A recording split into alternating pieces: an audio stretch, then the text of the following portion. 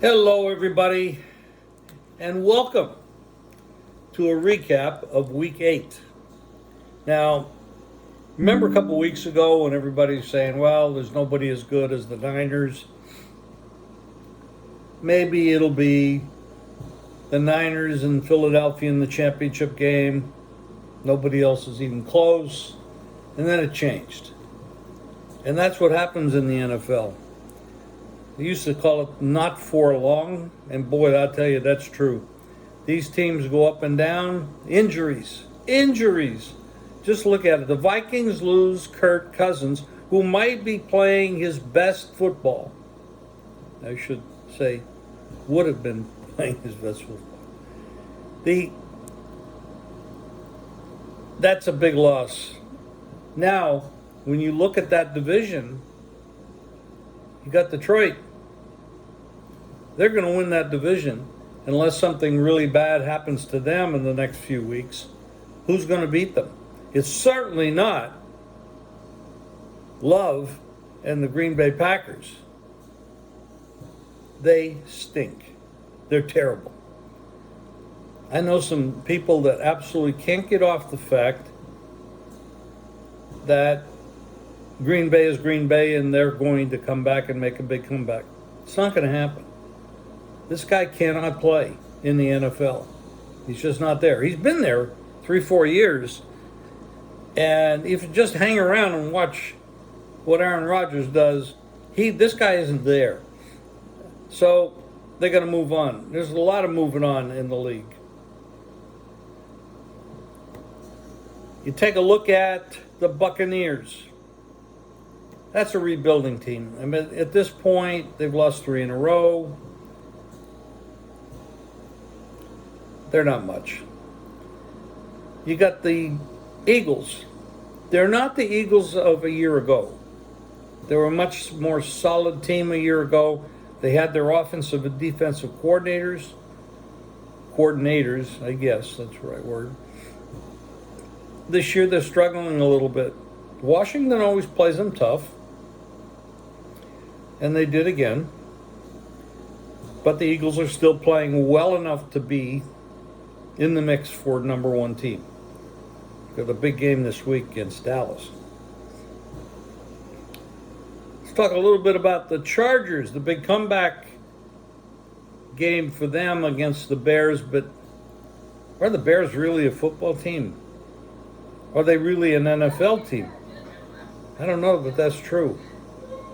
They got a quarterback out of Shepherd College who's got 3,400 people. I mean, this is a struggling league, believe me. This is a rebuilding year for the NFL. And you might say it's a training camp for football players who are still good football players, but not at the level of what we'd consider NFL quality football players. So the Chargers come up big. They beat the Bears.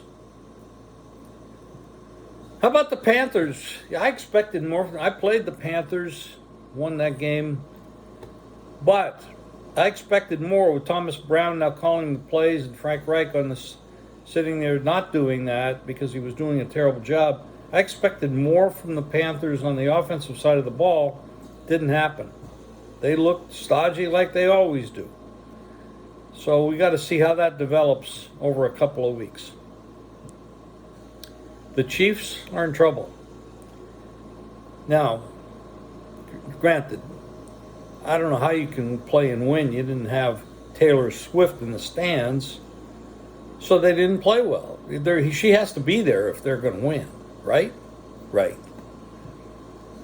But Mahomes had the flu. He's obviously affected. Big game for Denver.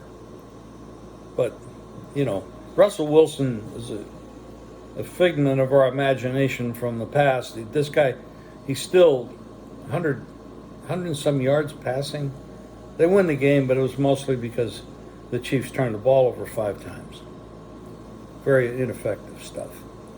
We go back to the Bears, talk a little bit about the Bears. It's a high school team / college team. You know, I feel sorry for some of these guys that come into the league and they get terrible coaching, and they can't. In a developmental league, you should have somebody that can develop you. Well, the Bears don't have that. And so you come out there with what your skills were in college, and that's what you're stuck with because these guys can't do anything. Bad team. Packers are a bad team. Bears are a bad team. Vikings have no quarterback. It's got to be the Lions. It has to be. Where else it's going to go? This is a tough year for the NFL. The Bills are struggling. KC is struggling struggling. They meet this week. Dallas meets Philadelphia. 2 big games for the league. What the heck is happening with San Francisco? I'll tell you what it is. Years and years ago, I read a book on how important offensive line play is. And for a right-handed quarterback, the left side of the line is very important to protect your back and give you a little bit of time to throw the ball. How about running the ball? So Deebo Samuel's out, Trent Williams is out, and Purdy is starting to look human. Well, they pay all this money to quarterbacks. Not him, but most of the time, these guys get paid tons of money. But they're not really great if they don't have protection, if they don't have running backs, if they don't have wide receivers, if they don't have good coaches. But you're still giving all the money to this quarterback. And like, unfortunate, Kirk Cousins gets hurt, now he's out for the season. There goes that money. It's off the table.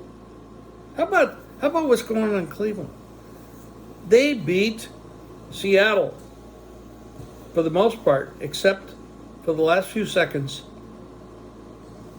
when their backup quarterback, who's been trying to give away games every week, finally figured out a way to do it.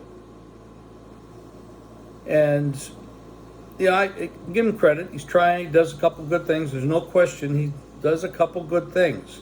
Can't take it all away from him. But he is not NFL quality.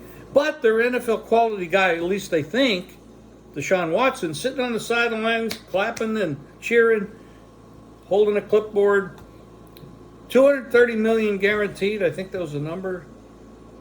But if you touch him or a wind blows, he's hurt and he's out. I don't know how the players feel about him, because he comes in with character issues. We know that there's some issues that he paid a lot of money to get out of, and et cetera, et cetera. I'm not going to get into that because I don't know all the details, but I don't know why the ownership did what they did with this guy. I mean, he hasn't played much in 2.5 years. What are you going to get out of him? This is part one. There was no buys last week. It was crazy. In mid-season, no buys.